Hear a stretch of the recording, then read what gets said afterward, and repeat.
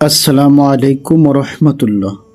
সুপ্রিয় দর্শক, ইস্তেগফার জীবন বদলানোর গোপন চাবি। প্রতিদিন বললে জীবনে আসবে অবিশ্বাস্য পরিবর্তন। তুমি কি জীবনে অনেক কষ্টে আছো, চেষ্টা করেও সফল হচ্ছ না, রিজিক কমে গেছে, মন সবসময় অশান্ত থাকে?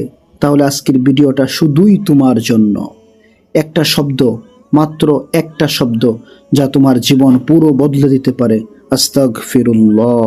হ্যাঁ, এই ছোট ইস্তেগফার আল্লাহর কাছে এমন এক দরজা খুলে দেয় যেখানে দুনিয়ার সব সমস্যার সমাধান লুকিয়ে আছে।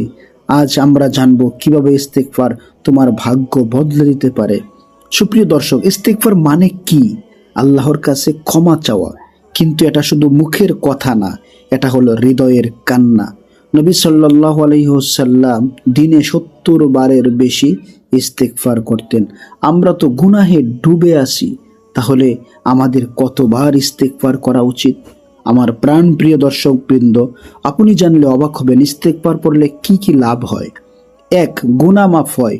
2. রিজিক বৃদ্ধি পায়। 3. দুশ্চিন্তা দূর হয়। 4. বিপদ থেকে মুক্তি। 5. হৃদয়ে শান্তি আসে। 6. আল্লাহর ভালোবাসা লাভ। 7. জীবনে বরকত আসে। 8. দোয়া কবুল হয়। 9. শয়তান দূরে থাকে। 10. জান্নাতের পথ সহজ হয়। সুবহানাল্লাহ।